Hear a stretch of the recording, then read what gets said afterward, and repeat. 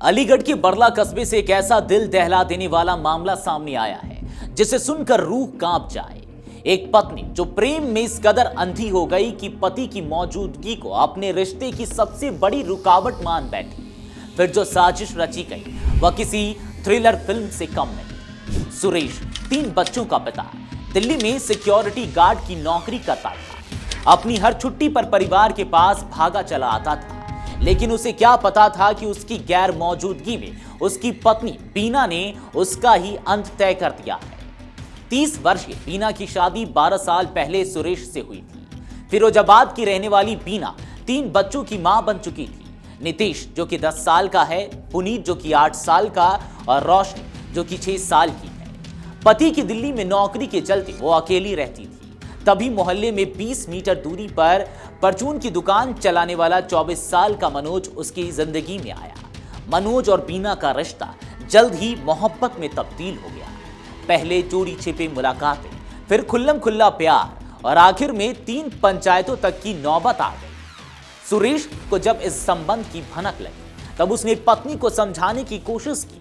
पंचायतें हुई, समाज ने दबाव बनाया, लेकिन बीना और मनोज ने हार नहीं मानी। जब सुरेश घर आता, बीना उसे और बच्चों को खाने में नींद की गोलियां मिलाकर सुला देती थी ताकि वो रातें मनोज के साथ गुजार सके।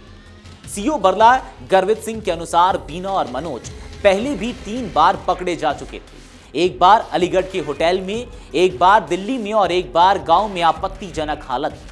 हर बार बीना ने पुलिस को गुमराह कर मनोज को छुड़वा लिया। जब रिश्ता समाज के सामने बदनाम हो गया और सुरेश बार बार रास्ते में आने लगा, तब बीना ने मन बना लिया, अब सुरेश को रास्ते से हटाना ही होगा। हत्या की सुबह बीना ने बच्चों को खुद तैयार कर स्कूल भेज दिया।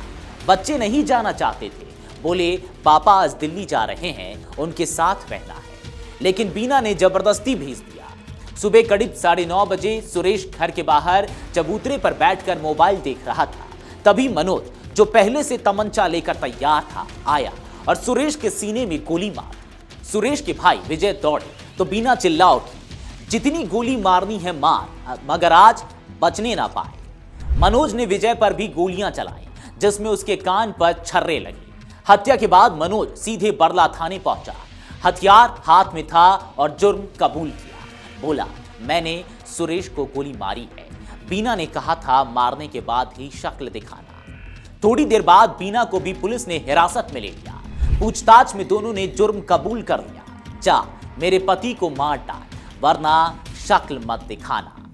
पूछताछ में मनोज ने बताया कि बीना ने 2 मर्डर प्लान बनाए थे। पहला, रात में नींद की गोलियां देकर गला दबाकर हत्या। दूसरा, दिन में गोली मारकर साफ साफ रास्ते से हटाना।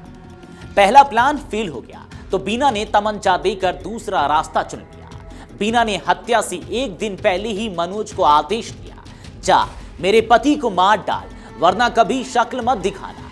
इतनी गोली मारना कि बचने ना पाए। इस केस को और भी झकझोर देने वाला पल तब आया जब तीनों बच्चे नीतीश, पुनीत और रोशनी खुद स्कूल से थाने पहुंच गए। मासूम आंखों में आंसू, लेकिन शब्दों में गुस्सा था। उन्होंने पुलिस से कहा, हमारे पापा को हमारी मम्मी ने मारा है, उसे जेल भेज दो। पुलिस टीम के सामने ये तीनों बच्चे मां के खिलाफ गवाही देने को तैयार हैं। अब सवाल समाज से, क्या किसी के प्यार में इतना अंधापन आ सकता है कि इंसानियत भी मर जाए? क्या एक मां अपने बच्चों के सामने उनके पिता को छीन सकती है?